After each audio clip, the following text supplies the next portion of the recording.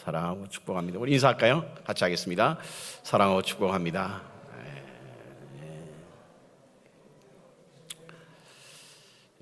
좋은 말은 자꾸 하셔야 됩니다, 여러분. 지금 고난에 관한 시리즈 설교를 매주 하려고 준비 중에 있습니다. 준비된 게 아니라 하다 보면 하나님께서 여시는 길로 가려고 무조건 무턱대고 고난에 관한 시리즈 설교를 준비하려고 하고 있는데요. 사실은 고난절을 맞아 고난에 관한 시리즈 설교를 하면서 매우 조심스러운 부분이 있습니다. 왜냐하면 아무리 고난을 아름답게 묘사해도 고난은 고통을 동반하기 때문에 자칫 지금 고난 중에 있는 분들의 마음을 상하게 할 수 있습니다. 이 세상에 고난을 좋아하는 사람 아무도 없습니다, 여러분. 자신의 몸을 고통스럽게 함으로 쾌락을 즐기는 과학적 성향을 지닌 세디스트가 아닌 다음에야 누구도 고통을 좋아하지 않지 않습니까? 그래서 고난을 사모하라고 하거나 미화하려고 하는 생각은 추호도 없습니다. 하지만 고난은 누구에게나 대상을 초월해서 불가피하게 찾아올 때가 있습니다. 아무리 노력한다고 해도 우리 앞에 부지불식간에 찾아오는 고난의 시간을 피할 수 없습니다. 왜냐하면 고난은 생명이 있는 우리에게 필연적으로 다가오기 때문에 그렇습니다. 그래서 삶의 일부분으로 받아들여야 된다고 하지 않습니까? 그렇다고 한다면 우리가 고난이 찾아올 때에 고난 속에 머물지 않고 그곳에 뜻이 있음을 발견함으로 말미암아 고난이 주는 유익을 찾기 위해서 이 말씀을 시리즈로 준비하려고 합니다. 고난이 주는 유익이 무엇인가? 시편 기자가 119편에 그가 찾았던 고난의 유익, 그 유익이 어떤 것인가를 시리즈로 말씀을 나누려고 합니다.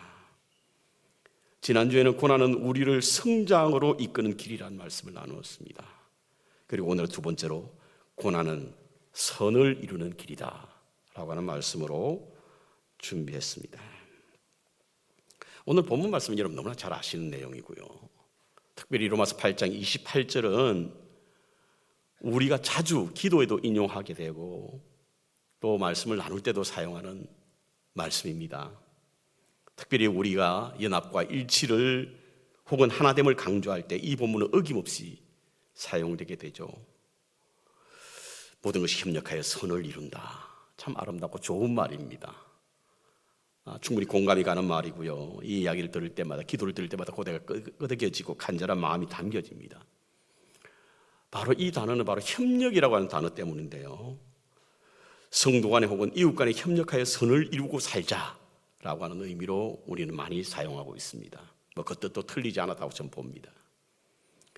하지만 원래 뜻은 그렇지 않습니다, 여러분. 원래 뜻은 이웃이나 성도 간에 협력하자, 힘을 합치자라고 하는 그런 말이 아니라 다른 뜻을 가지고 있습니다.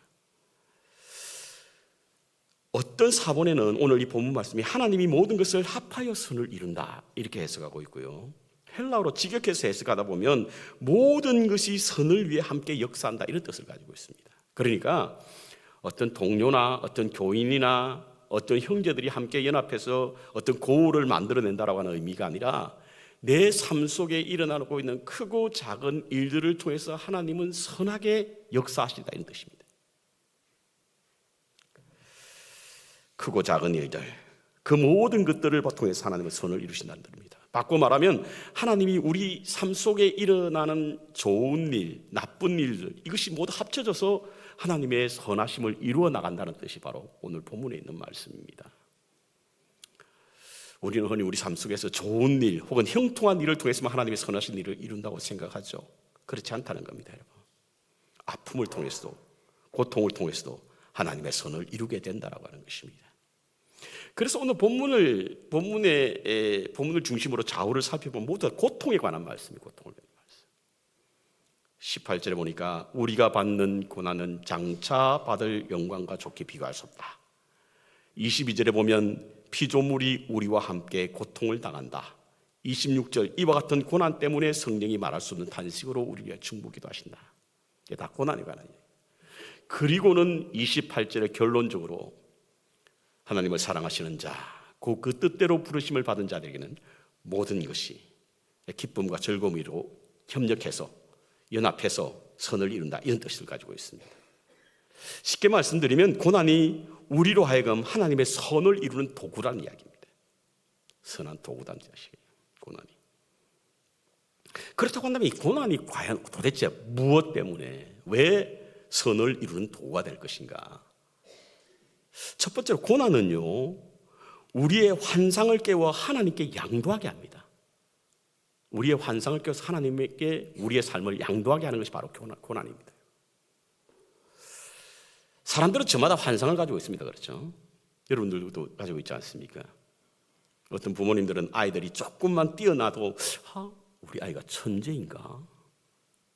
그렇게 생각하고 계신 분도 있잖아요. 결혼 앞둔 여인들은요, 연애할 때 자신들을 여왕처럼 대해주는 사람에 의해서 미래에 대한 환상을 가지고 있습니다. 지금은 그렇지 않습니다만 초기 이민자들은 미국 와서 매일 파티만 다닐 줄 알고 드레스만 가져오신 분도 있잖아요. 그런 환상을 가지고 있죠. 저도 목회할 때는요, 정말 잘 될 줄 알았어요. 교회만 물만 내면 구름대와 같이 몰 줄 알았어요. 그렇게 생겼지 않습니까? 아니면 말고요. 근데 이러한 환상을 깨는 것이 바로 고난이라는 거예요. 이러한 환상. 우리 아이가 천재일 것만 같은데 실제로 학교를 딱 다녀가고 첫 번째 성적표를 받아보면 그 환상이 확 달아나죠. 결혼을 앞둔 여인이 결혼을 하게 되면 자신이 여왕으로 지낼 것 같다는 환상이 확 깨집니다. 그리고 자신이 비로소 무술이라는 사실을 알게 되죠. 처음 미국에 올 때는 드레스만 가지고 와서 춤만 출 줄 알았는데, 파티만 갈 줄 알았는데 지금 어떻습니까? 청바지에 매일 작업복에 이렇게 살지 않고 그 환상이 깨지는 거예요. 목회도 마찬가지입니다. 저도 3년 목회 후에 제 환상이 확 깨졌어요. 무엇 때문에? 고난을 통해서. 고난은 우리의 환상을 깨우는 겁니다. 깨우는 겁니다. 마치 잠든 사람에게 뺨을 때려서 그 잠에서 깨어나게 하듯 우리가 가진 환상에서 깨어나게 하는 것이 바로 고난이라는 이야기입니다. 그럼 어떤 환상을 말하는 것인가? 크게 두 가지만 보면 만사가 잘 돌아가고 있다는 환상을 깨우는 것이 바로 고난입니다. 만사가 뜻대로 잘 되어 돌아가고 있다는 사실을 확 깨우게 하는 것이 바로 고난이에요. 이 말은 뭐죠? 우리의 인생이 만사가 그렇게 잘 돌아가지 않다는 실제를 가져오게 하는 것이 바로 고난이라는 이야기죠. 우리는 우리의 일이 일시적으로 잘 풀리게 되면 만사가 잘 돌아갈 것이다 생각하는 거죠. 그렇죠? 그러면서 그냥 내가 믿음 생활 잘했기 때문에, 하나님께 축복받았기 때문에 하나님 잘 볼, 그런 어떤 환상에서 있는데 그것을 확 깨우는 것이 바로 뭐냐? 고난이라는 이야기예요. 최근에 몇 년 동안 우리를 뼈저리게 이 환상을 깨우게 하는 것이 고난이었다는 사실을 알게 하는 것이 바로 코비드-19이라고 저는 생각합니다. 세계적인 대유행인 코비드-19로 인한 대재앙이 우리 인류가 모든 것을 할 수 있다라고 하는 환상을 깨워버린 것이 바로 이 코비드-19이라는 이야기입니다. 어떤 사람들 그러죠. 코비드-19의 원인을 찾고 그 원인이 어느 것이라고 특정도 짓고, 그래서 그쪽에서 발생했기 때문에 그들이 의도적으로 뿌리는 이렇게 시나리오를 쓰시는 분들이 많이 있는데요, 저는 그렇게 생각지 않습니다, 여러분. 왜냐하면 인류의 대재앙을 역사적으로 보면 아주 흥미롭기 때문에 그렇습니다. 여러분, 세계적인 대유행이 주계적으로 나타나고 있다는 사실 아시죠? 기원전에 아테네의 역병으로부터 시작해서 흑사병, 스페인의 감독감, 그리고 코비드-19, 이게 인류 역사 속에 주기적으로 나타나고 있지 않습니까? 그렇다고 한다면 어떤 것의 원인이 있는 것이 아니라 여기에는 분명히 모든 것을 다 할 수 있다라고 하는 인간의 오만에 대한, 어떤 것도 다 이뤄낼 수 있다라고 하는 인류 문명의 발달과 과학의 발전으로 인해서 가지게 된 인류의 오만함, 이것에 대한 환상을 확 깨어버리는 것이 바로 세계적인 대유행의 고난, 재앙이라고 저는 생각합니다. 오래전에 읽었다가 공감이 가는 내용이라 스크랩한 한국연구재단이라고 하는 곳에서 발견한 코로나19 현상에 대한 인문학적 현상이라고 하는 논문이 있습니다. 그 논문에 보면요, 참 재미있고 그렇지만 우리에게 깊은 교훈을 주는 그런 내용이 있는데요. 그곳에는 인간이 바이러스이고 코비드 19이 백신이었다. 이게 무슨 말이죠? 인간이 병들게 하는 바이러스였고 코비드 19은 그 병든 우리 인류에게 환상을 확 깨게 하는 백신이었다는 거예요. 저는 이 말이 굉장히 공감이 갑니다. 왜죠? 하나님께서 고난을 주시지 않으면 우리는 여전히 그 환상에 사로잡혀 있는 거예요. 하나님께서 만드신 모든 피조물을 자신들이 마음대로 만들 수 있다고 착각하는 거죠. 그 환상에서 확 깨게 한 것이 바로 코비드 19의 대재앙이었다는 겁니다. 여러분, 분명 인간은요, 범접할 수 없는 하나님의 영역이 있습니다. 그런데 우리는 그것을 다 이룰 수 있는 것을 착각하는, 그것을 깨우는 것이 바로 재난입니다. 혹시 여러분 가운데 내가 오늘 당하고 있는 고난이 있다고 한다면, 내가 모든 것을 할 수 있다라고, 어떤 것도 가능하다라고 하는 생각에 하나님께서 그 환상을 깨우는 고난이 아닌지를 분별할 수 있는 지혜가 있기를 바랍니다. 그 환상을 깨우는데 하나님 고난이라는 도구를 사용하시거든요. 고난을 통해서 우리가 무엇이든 할 수 있다라고 하는 그 환상을 깨우게 하는 것입니다. 그래서 우리의 인간의 연약성과 한계성을 깨닫게 하는 것이 바로 이 고난이라는 거예요. 여러분, 우리가 코비드 19 때 아무것도 할 수 없었잖아요. 뭐 할 수 있습니까, 여러분? 아니, 그렇게 저는 우리 인류가 뛰어난 어떤 문명과 과학 발전이 있음에도 불구하고 아무것도 할 수 없다는 사실이 너무나 무력하게 느꼈지 않습니까? 그렇습니다, 여러분.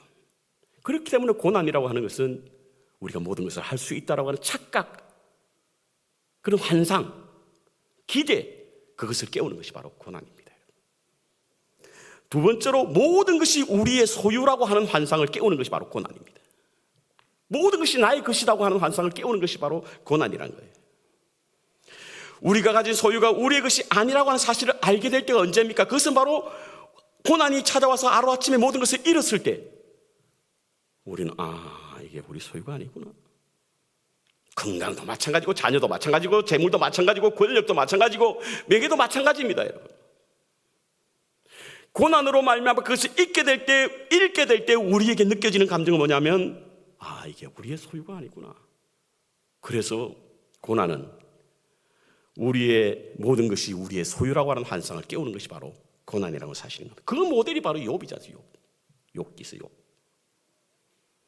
그는 동방의 온전한 사람이었고 의인이었습니다. 동시에 그는 거부였어요. 얼마나 많은 것을 가졌습니까? 아들 7, 딸 셋, 10. 7천 양, 3천 낙타, 소 500, 암나귀 500. 이게 다 합치면 여러분 열이 되는 숫자거든요. 열이라고 하는 숫자는요, 성경에서 많다라는 의미를 가지고 있는 거예요. 자녀도 많았고, 가축도 많았고, 짐승도 많았고, 그리고 심지어는 그의 종들도 많았다는 거예요. 그런데 재난이 그에게 찾아와서 하루아침에 자신의 모든 것을 잃었을 때 그가 고백했던 것이 무엇입니까, 여러분? 주신이도 여호와시요 거두신이도 여호와시라. 읽고 보니까 자신의 것이 자신의 소유가 아니었구나. 그러므로 고난은 우리가 가진 모든 것이 우리의 것이라고 하는 환상으로부터 깨게 만드는 것이 바로 고난이라고 하는 사실인 것입니다. 폴 틀립이라고 하는 사람이 쓴 고난이라는 책에 보면요, 두 사람의 이야기가 나오는데, 한 사람은 저한이라는 사람이고 다른 한 사람은 조지라고 하는 사람입니다. 언젠가 주식시장이 붕괴되는 바람에 이 둘은 모두가 큰 돈을 잃었는데요, 고통을 겪는 방식은 둘 다 달랐습니다. 저한이라고 하는 사람은 물질적인 부를 개인적인 안전에 대한 보장책으로 삼았기 때문에 자신의 것을 잃어버렸을 때 자신의 삶이 완전히 무너졌습니다. 회복 불가능하게 된 거예요. 그러나 조지라고 하는 사람은 자신이 하나님의 것을 맡고 있는 청직이라고 하는 사실을 생각으로 살아왔기 때문에 자신이 잃어버려도 그 생활에 물론 아프긴 했지만 크게 영향을 미치지 않았다는 거예요. 여러분, 이것은 우리에게 무엇을 시사하고 있습니까? 우리의 고난을 어떻게 해석하는가 해석이 달라진다는 거예요. 이 조지라고 하는 사람은 자신이 청직이라고 하는 믿음이 있었기 때문에 자기가 비록 잃어버렸지만 혹시 자신이 가진 소유가 자신의 것으로 오해하지 않을까 생각한 하나님께서 고난을 통해서 바로 그 환상을 깨웠다라고 하는 사실인 것이죠. 그렇습니다, 여러분. 고난은 우리의 것을 우리의 소유라고 여기는 환상을 흔들어 깨우시는 하나님의 방식입니다. 그렇다면 우리의 환상을 깨우는 이유가 뭘까? 그냥 그대로 환상에 젖어 있게 하지 깨우시는 이유가 무엇일까? 그것은 바로 우리의 삶을 하나님께 양도하기 위함입니다. 고난을 통해서 내 뜻대로 된다는 환상, 그리고 나의 소유라는 환상을 깨어나게 되면 나의 삶을 하나님께 온전히 양도할 수 있잖아요. 하나님, 내 뜻대로 되지 않으니 하나님 뜻대로 하옵소서. 내 것이 아니니 하나님께서 하나님의 소유로 사용하시옵소서. 이게 바로 하나님께서 우리의 환상을 깨워 우리의 삶을 하나님 것으로 양도하기 위한 고난의 방식이라는 사실인 겁니다. 이것이 바로 하나님이 선을 이루시는 것입니다. 미군의 역사에 가장 많이 사용되는 글이 바로 참호 속에는 무신론자가 없다라고 하는 이 말이라고 합니다. 고난을 당하면 누구나 할 것 없이 자신의 삶을 하나님께 맡긴다는 뜻입니다. 우리의 삶을 하나님께로 양도한다는 사실이에요. 그렇다고 한다면 이 고난이 하나님의 선한 일을 이루시는 것 아니겠습니까? 물론 하나님께 자신의 권리 그리고 자신의 소유 그것을 양도하는 일은 쉬운 일이 아닙니다. 왜냐하면 우리는 우리의 자신의 것을 빼앗긴다라고 하는 그런 잘못된 생각을 가지고 있기 때문에 그렇습니다. 그래서 고난이 찾아오기 전에 우리 절대 양도하는 법이 없죠. 죽어도 내 것이다. 죽어도 내 마음대로 하겠다. 그러다가 고난이 찾아오게 되면 어떻게 하죠? 두 손 들지 않습니까? 하나님, 당신 뜻대로 하옵소서. 당신의 것입니다. 자녀도 내 소유도 내가 가진 어떤 것도 당신의 것입니다. 두 손 들잖아요. 여러분, 하나님께 양도되는 것을 두려워하지 마시기 바랍니다. 양도된다라고 하는 것은 빼앗긴다는 뜻이 아닙니다. 완전히 한다는 뜻이에요. 잠언서 16장 3절에 보십시오. 너의 행사를 여호와께 맡기라. 그리하면 너의 경영하는 것을 이룰 것이다. 하나님께 양도하는 것은 우리의 경영을 하나님께 맡긴다는 겁니다. 그러므로 고난은 우리의 삶을 하나님께 양도하는 일이요, 그리고 그것이 하나님의 선이라고 하는 사실인 겁니다. 성 어거스틴은요 이런 말을 했습니다. 하나님이 우리에게 무엇인가 주고자 하는데도 우리의 손에 가득 움켜쥐고 있어. 그것을 줄 수 없다는 거예요. 내 것으로 가득 움켜쥐고 있으니까 하나님께서 우리의 손에 뭔가 주고 싶어 하는데도 전혀 줄 수 없다는 것이죠. 내가 가진 것이 나의 권력이요 나의 소유라고 생각하고 있으니 좀처럼 하나님께 양도하지 못하니까 하나님이 주시고 싶어도 주시지 못한다는 사실을 말하고 있는 것입니다. 우리를 만드신 하나님은 우리의 본질을 아시기 때문에 우리의 행복이 그분 안에 있다는 사실을 분명히 알고 계십니다. 하지만 우리는 행복을 찾을 만한 어떤 조그만 곳이라도 보이게 된다고 한다면, 그것이 한 군데라도 있다고 한다면 우리는 하나님 안에서 행복을 찾으려고 하지 않습니다. 그래서 우리의 삶을 하나님께 양도하지 못하는 것이죠.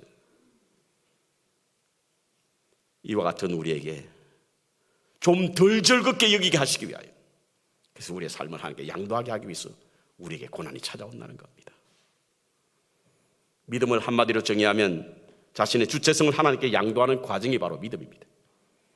주님을 알기 전에 내가 주도적으로 살던 인생을 하나님께 맡겨드리고 그분이 주관하시는 과정을 따라 사는 것이 바로 믿음이죠. 그러므로 믿음을 내려놓음이라고 이야기하지 않습니다. 내려놓음. 고난으로 인해 우리가 모든 것을 할 수 있다는 환상, 우리가 가진 것이 모두 우리의 것이라고 하는 환상이 깨어날 때 우리의 인생은 하나님께 양도되는 겁니다. 그러므로 고난은 하나님의 선하신 일이라고 하는 사실이에요. 둘째로 고난은 위로하는 길입니다. 위로하는 길. 여러분, 고통은 힘들죠. 지금도 고통 중에 있는 분들이 계시는 보면 참 힘들게 그 아픔을 견디느라고 애를 쓰시는 모습을 봅니다. 하루빨리 벗어나고 싶고 다시는 경험하고 싶지 않는 것이 바로 고난입니다. 그런데요, 고난이 찾아오게 되면 보이지 않는 것이 보이게 됩니다. 알지 못한 것을 알게 돼요. 어떤 것이 보이죠? 고난을 당하는 사람의 모습이 보입니다. 아픔을 겪고 있는 분들의 그 아픔이 보이는 거예요.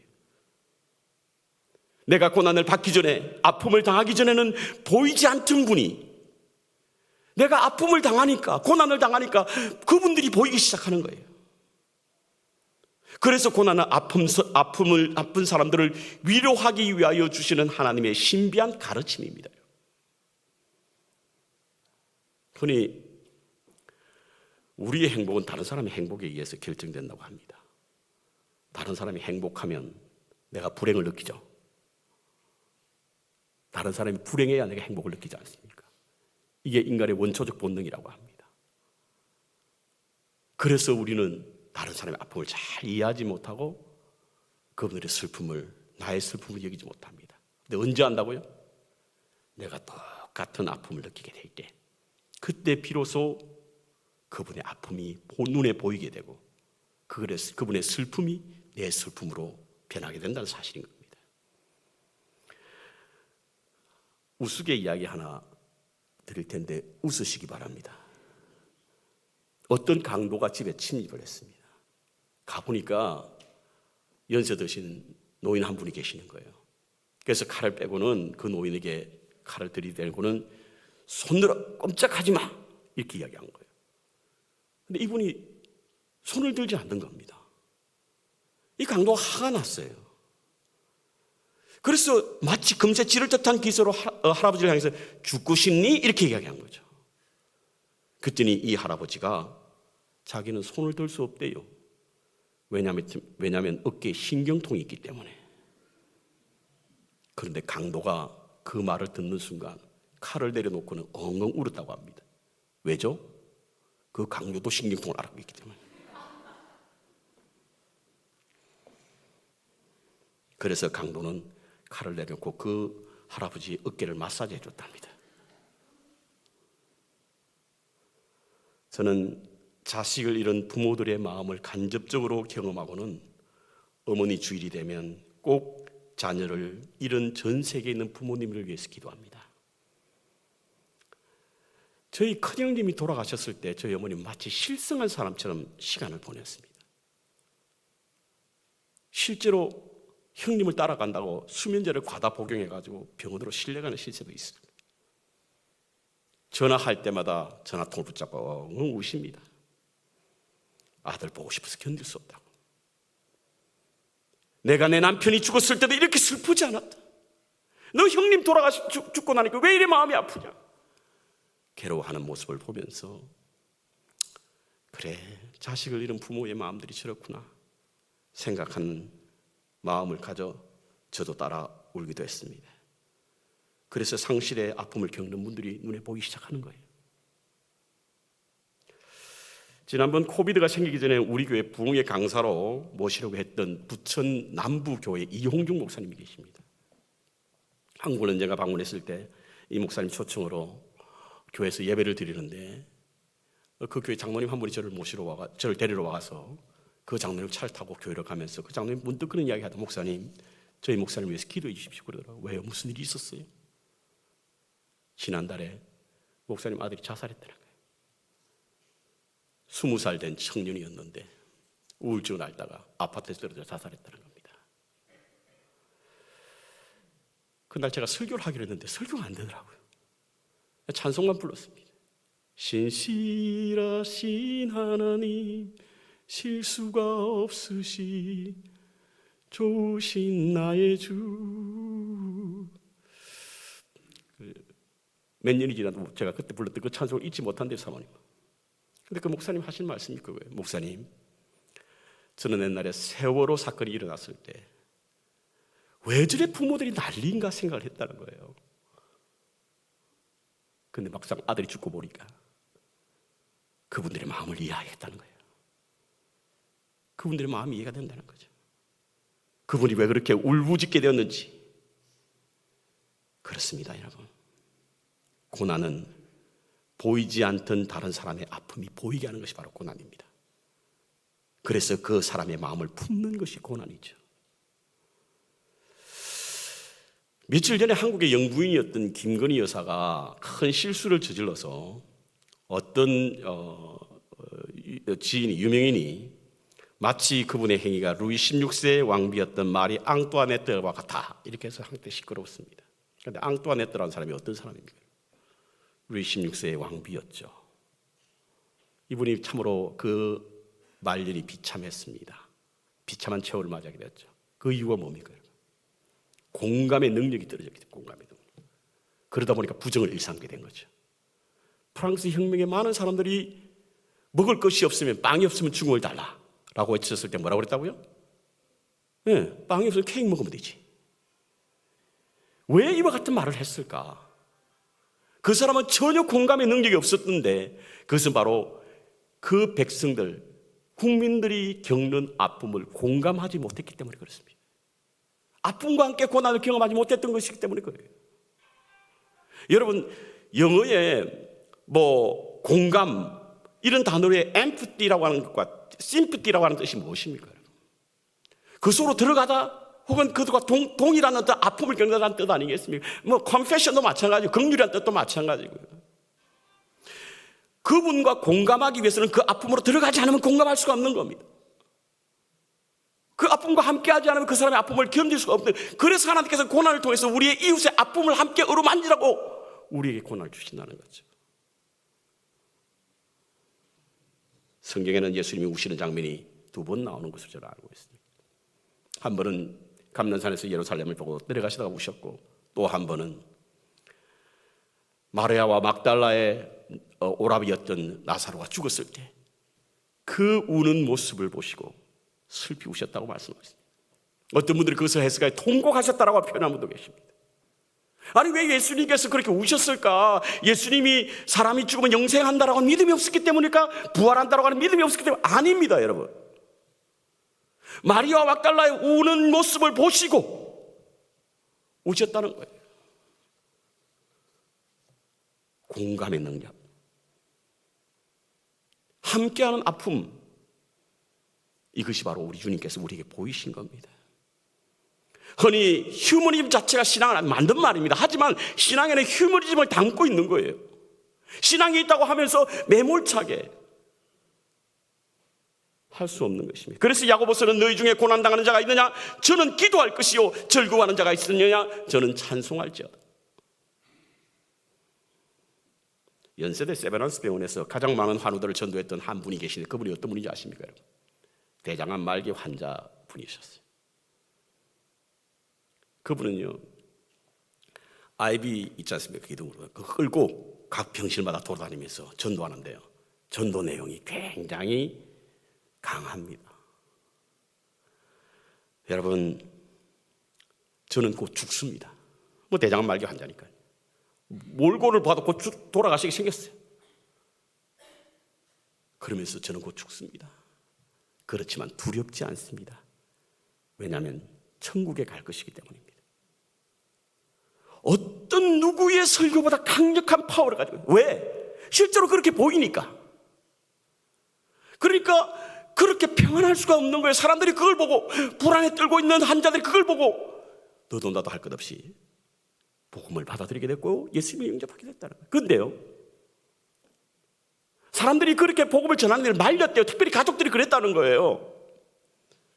그런데 그분이 그렇게 매일 나설 수 있었던 것은 자기도 죽음 앞에 두렵고 떨리는데 거기 병실에 있는 모든 사람들이 그와 같을 것이라는 마음 때문에 복음을 전하지 않고는 견딜 수가 없어. 복음을 매일 전하게 되었다라고 하는, 그래서 많은 사람들이 영접하게 되었다는 이야기가 전해지고 있습니다. 고난은요, 같은 아픔을 겪는 사람을 위로하라고, 고통당하는 분을 위로하라고 하나님이 주시는 말씀입니다. 왜냐하면 예수님이 상처 입은 치유자시지 않습니까, 여러분? 그러므로 고난은 차원 높은 하나님의 선입니다. 베드로는 그의 서신에서 마지막 부분에 고난받고 있는 모든 형제들을 향하여 그들을 대할 때 우리가 어떤 태도를 대해야 할 것이냐를 말씀하고 있으면서 너희가 다 마음을 같이하여 동정하며 형제를 사랑하며 불쌍히 여기며 겸손하라. 어느 칼럼에 보니까 이런 글이 있더라고요. 알고 보면 우리 모두 인생이라고 하는 재난 영화의 주인공들이다. 우리는 모두 인생이라고 하는 재난 영화의 주인공이다. 여러분, 고개가 끄덕이지지 않습니까? 우리의 삶 자체가 그렇잖아요. 고난이라고 하는 인생의 주인공으로 살아가고 있지 않습니까? 우리 모두는 무탈한 인생에 머물기를 원하지만 삶은 그렇듯 굽어지는 파도와 비바람 앞에서 우리를 안내하는 그런 모습을 봅니다. 그러므로 고난은 피할 수가 없는 겁니다. 하지만 고난이 반드시 불행한 것만 아닙니다. 고난은 우리가 가진 잘못된 환상을 깨워 우리의 삶을 하나님께 양도하기 때문에 그렇습니다. 똑같은 처지에 있는 사람들의 아픔을 내 마음의 책임으로 사랑의 사람으로 변화시키기 위한 것입니다. 그렇기 때문에 이것은 하나님의 선이라고 하는 사실인 거죠. 왜냐하면 우리는 고난 속에 하나님 사랑과 이웃 사랑의 이중 사랑의 계명이 있기 때문에 그렇습니다. 지금도 여러 가지 문제로 고난의 중심에 와 계신 분들이 계십니까? 고난은 능히 극복하시고 잘 이겨내시기를 축복합니다. 동시에 고난을 통해서 성숙해질 뿐만 아니라 하나님이 원하시는 선하신 뜻을 이루시는 믿음으로 성화되시길 바랍니다. 동시에 우리 모든 성도님들께 고난으로 인해 고통의 순간이 찾아오고 다가와도 좌절하거나 낙심하지 마시고 본문의 말씀을 따라 하나님의 선하심을 드러내시는 복된 믿음의 삶을 사시기를 주님의 이름으로 축원합니다.